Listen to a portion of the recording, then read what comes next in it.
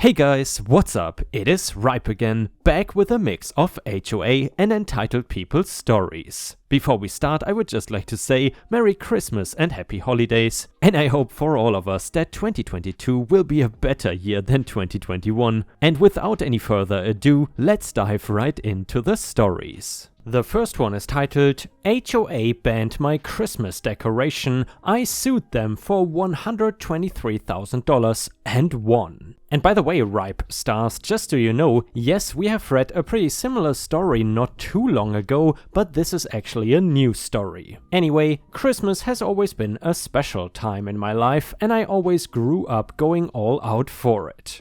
I would be up on a ladder for 3 days fully decorating the house with lights and the lawn with a wonderful display. These things varied from a nativity scene to blowing up Santa with his reindeer. Everything was completely PG and kid-friendly. Then, a few days before the actual holidays, I would host a party for friends, family, and any neighbors that wanted to come and join in. I would be collecting donations and giving it to charities that needed the money this time of year more than ever because they would be giving good warm clothing and even toys to homeless and poor families. I honestly never would have thought people would have an issue with what I was doing. 1 year though, I moved into a new neighborhood and everything changed. This one had an HOA and they seemed to have a problem with both my decorations and my yearly party. To start with the party, they were claiming that parties were not allowed because of noise and keeping people up late at night.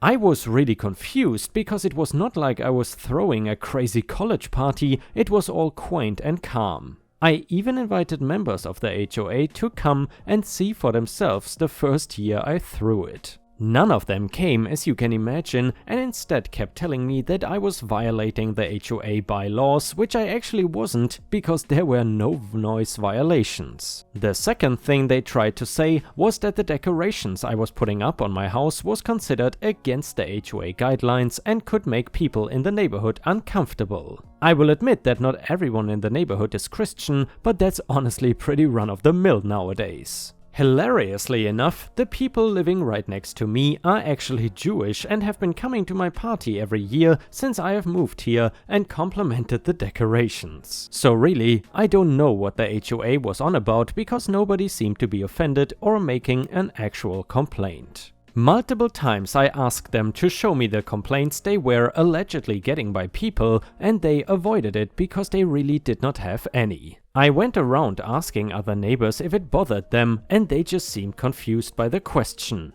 Other people had decorations too, just not the extent that I had, so I feel like their problem was how extensive I got with it, but I was not breaking any HOA rules. Still, every year around the holiday times, I get letters in the mail from the HOA threatening me about breaking the rules and how they are going to fine me and have me get kicked out of my house. Most of these get crumbled and thrown into the trash, but still manage to ruin my day. Then, after the first year, the vandalism started. It was minor at first and things would be knocked down or strings of lights pulled off my gutters and left hanging to be fixed the next day. Last year though was the worst, and someone had actually taken a knife to Santa and left him deflated and in pieces on the lawn. What they didn't know though was after the first act of vandalism, I got security cameras and I could see that it was the people that ran the HOA doing these things. So I had enough and decided that I was going to sue them for harassment and damages.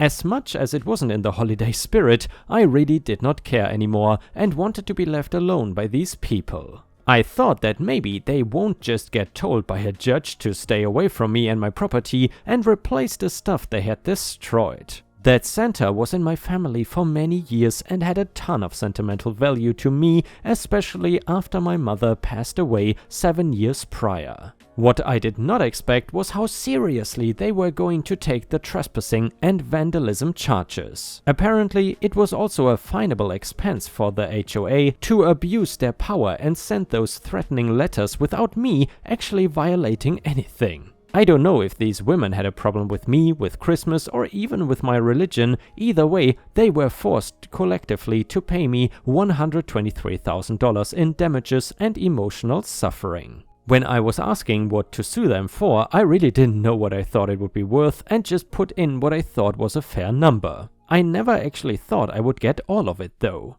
They were also told if they sent me any more letters or walked onto my property again, they would be arrested, which made me even happier. They were glaring at me the entire way outside of the courthouse and back into their cars. I used some of the money to get a new center and a couple odds and ends for the inside decorations, which also were over the top and I loved. The rest of the money I decided to put in the pool for what gets donated that year because it really was not about the money. It was about getting to celebrate my holiday and religion without trying to be stopped by people who just wanted to be cringers. At least I did not have to invite them to the party even as a courtesy anymore, as I was still trying to show them how harmless and quiet it actually was. I mean, all I had noise-wise was people talking and Christmas music playing softly in the background. Now that I didn't even have to worry about them, now I went all out and increased my invitation radius to even more families in the neighborhood. Even the ones that didn't want to come though were not upset that I was throwing a Christmas party and celebrating it.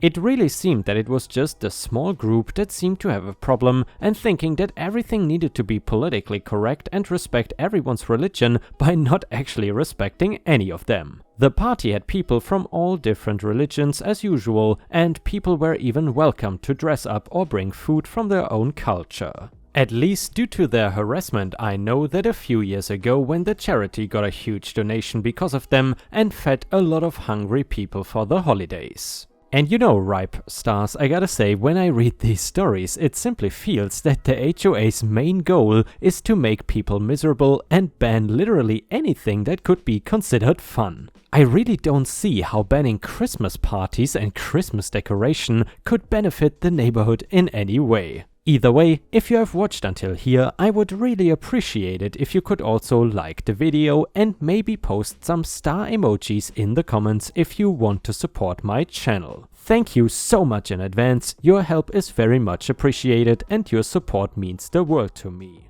Coworker calls out my partner's work on a job, I do the same. So I install automated systems for customers, and at this particular job I did a few months ago with a new worker, I will call him Trey, so he didn't really know much, so I was teaching him. He made a few mistakes. Instead of using zip ties and wire nuts, he wrapped up the wires with electrical tape, which to me is not a big deal since nobody can really see it unless you work for our company servicing the equipment.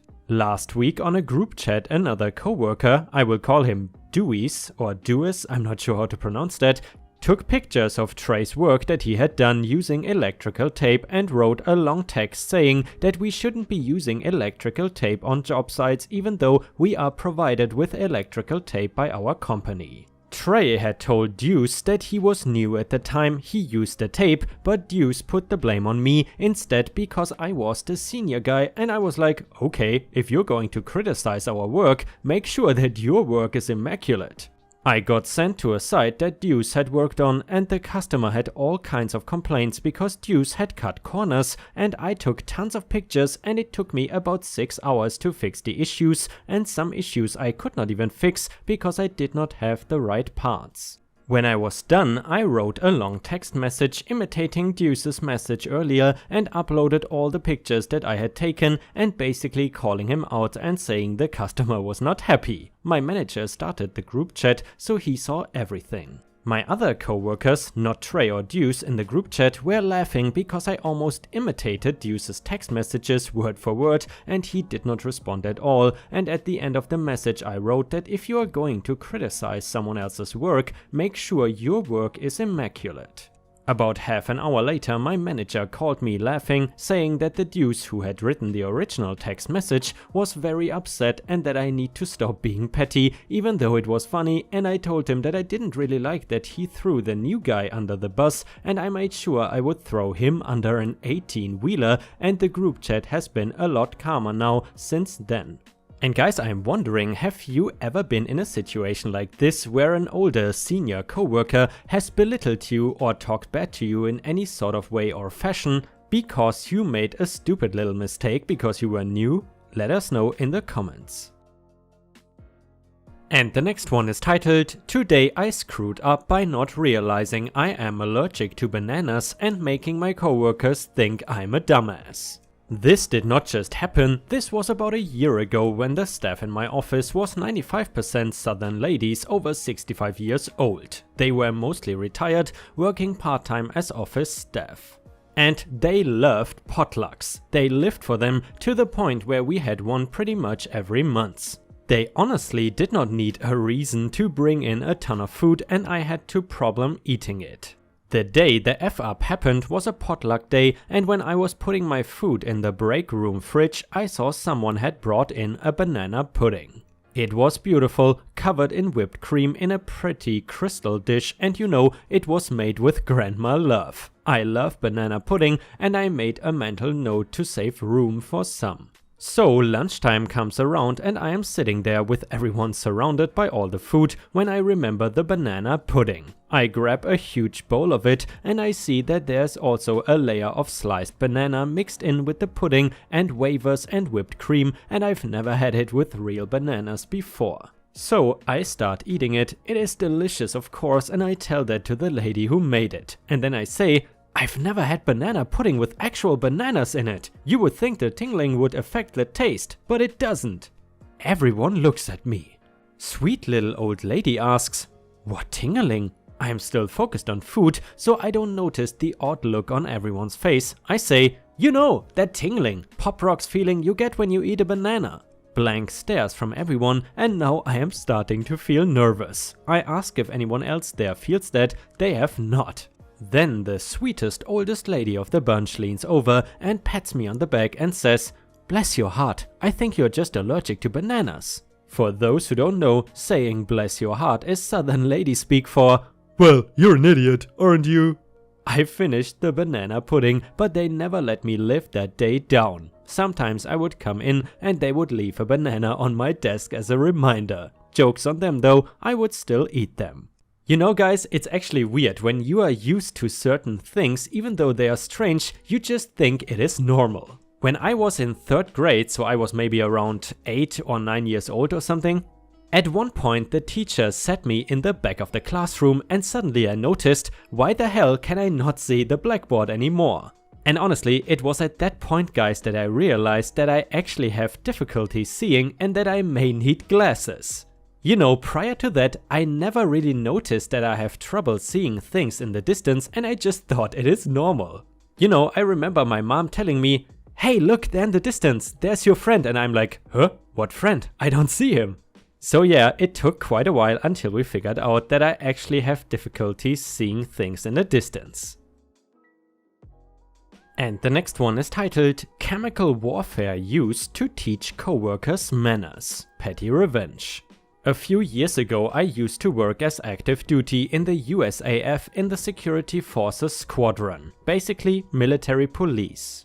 A typical workday would have me spend 12 hours checking IDs at the front gate, patrolling the base, or being put in a non-moving post in the middle of nowhere in which you would spend most of the time contemplating your life choices. The last one is where our story takes place. At the time we were combining 2 different work groups, night and day shift, to build up our manpower for the week because we were expecting some important people to fly into our base. Also, all this was happening in the middle of January, so the average temperature outside was around too damn cold.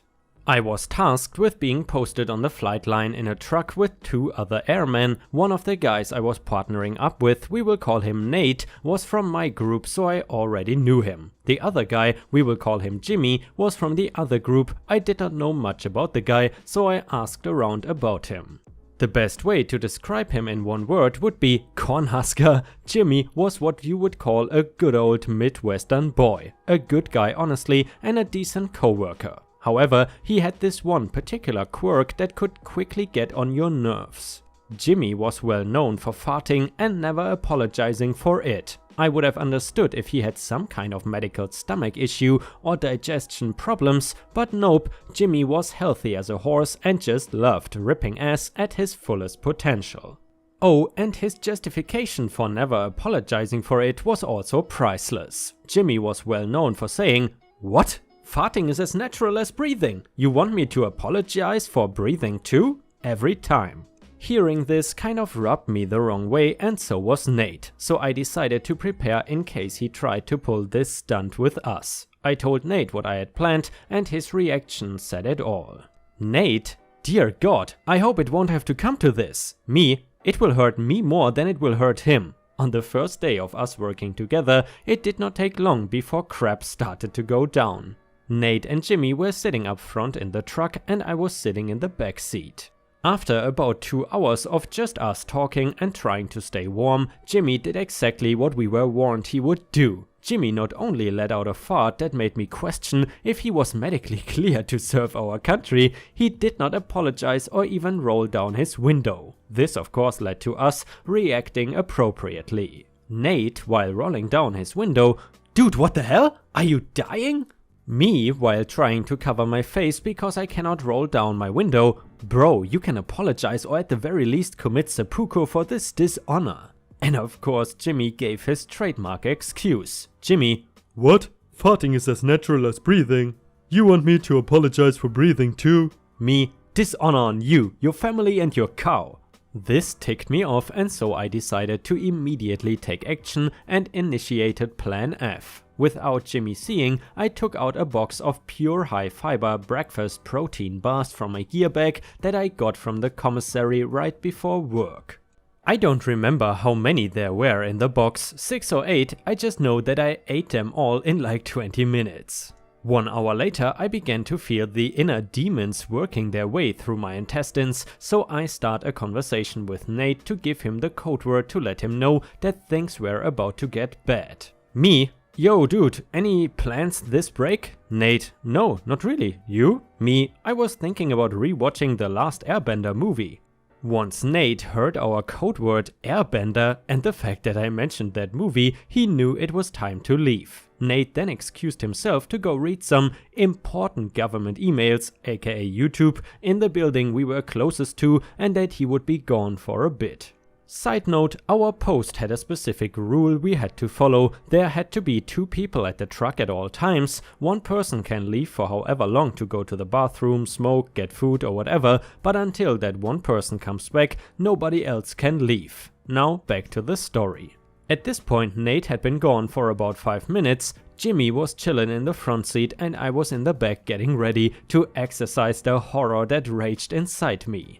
I gave myself my last rites, and 1 minute later it happened. I let out the most aggressive and physically demanding fart you could ever expect a 160 pounds Filipino to be able to do. Jimmy's initial reaction was surprisingly positive. Jimmy, "Damn boy, where I'm from, we call that a tree bender, ha." But then, 3 seconds later, the smell hit. Jimmy began to gag and frantically started to roll down his window and stick his head out of the truck. Jimmy, "Good lord, what died and decided to haunt your ass?" I just laughed a little and started to text Nate everything that was happening. After about another minute, the smell began to dissipate and Jimmy brings his head back in from the freezing cold. Once Jimmy was done rolling up this window, I once again let loose another and even bigger fart. Pretty sure I made the truck vibrate. And once again, the smell forced Jimmy's head out of the truck.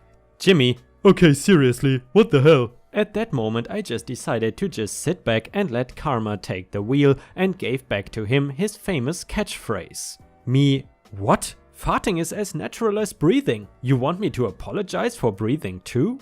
This started a vicious cycle that lasted over half an hour. Every time the smell would begin to die down and Jimmy thought it was safe enough to stop sticking his head out the window, my butt would just lion roar again and reclaim the land. It got to the point that Jimmy just had enough and decided to just get out of the truck. Jimmy, while stepping out of the truck, "Nope, that's it, cannot handle it, my eyes are burning, you're messed up, because this is not natural." Me, in a stereotypical Boston accent, "Hey, you mind? I'm breathing back here, 100%, all natural."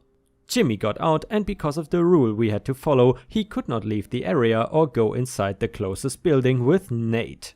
All Jimmy could do was stand outside the truck in the cold until my lower intestines decided it was done, which was about another 2.5 hours. And don't worry, we all had some decent cold weather gear.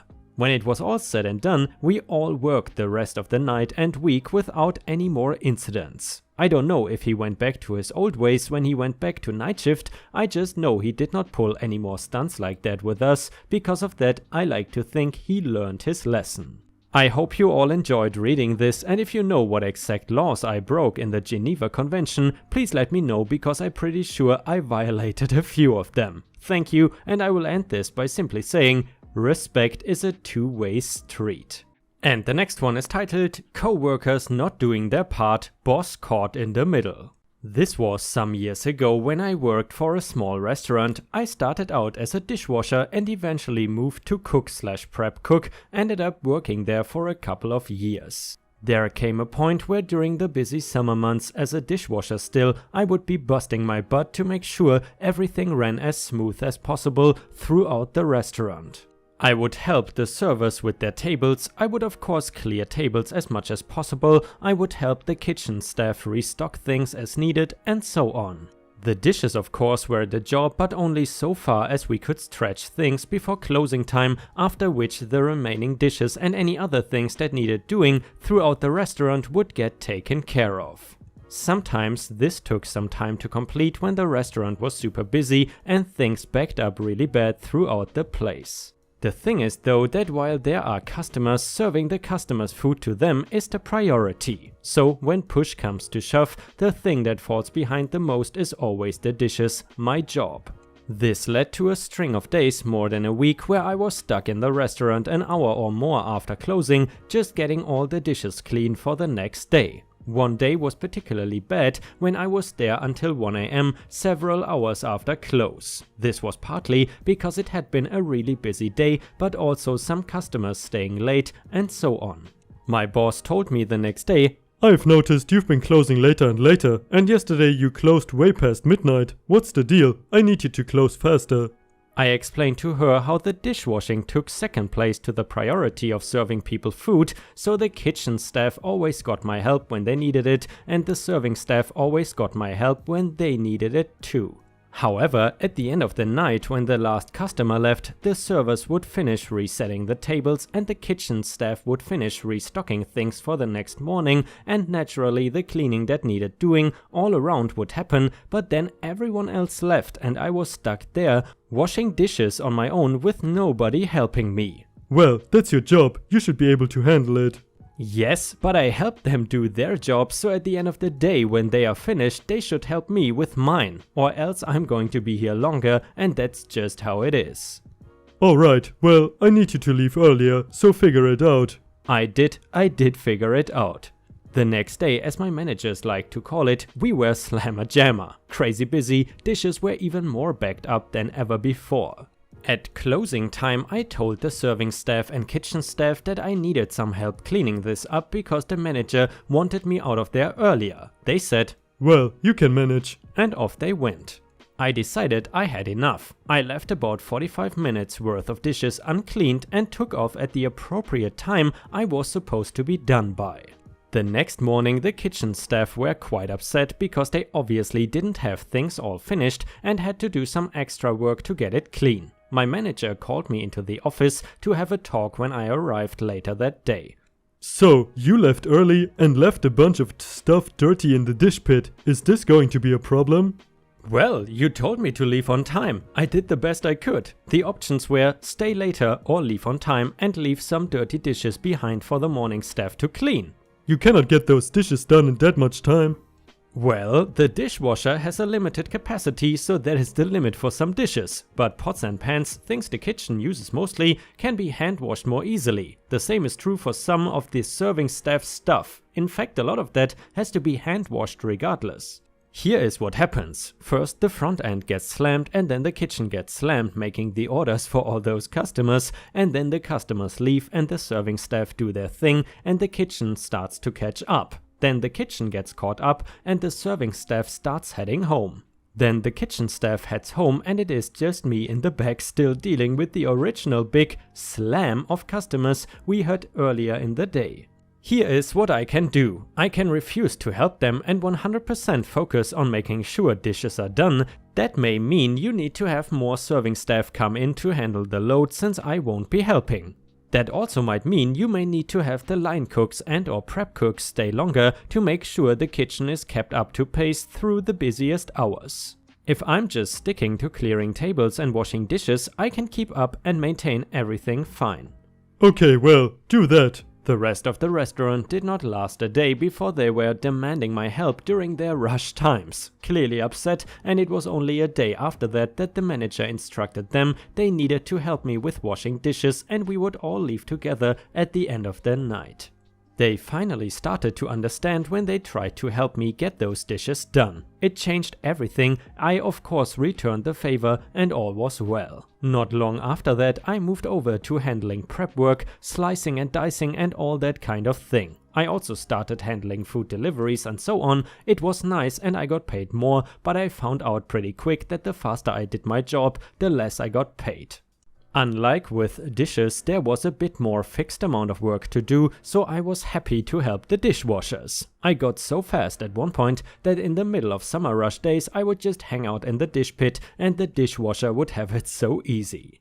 The managers tried to have me do both dishwashing and prep work because otherwise I lost too many hours, but that situation and how I got past it is another non-malicious compliance story. And ripe stars, with this we have reached the end of the video. However, if you still cannot get enough of my content, then I would highly suggest to check out my endless binge watch playlist, which will soon show up in the left corner of the screen. In addition, I would really appreciate it if you could not only subscribe to the channel but also turn on the bell notifications, which you can do by clicking on the little bell icon right next to the subscribe button. This will help my channel tremendously and this will make sure that you don't miss any of my videos. Furthermore, if you want to see additional ripe content that I don't post on YouTube, then I would suggest to head on over to patreon.com/ripeyoutube for more than 50 exclusive videos that you will not see anywhere else. Thank you so much for your amazing daily support and I hope to see you again tomorrow.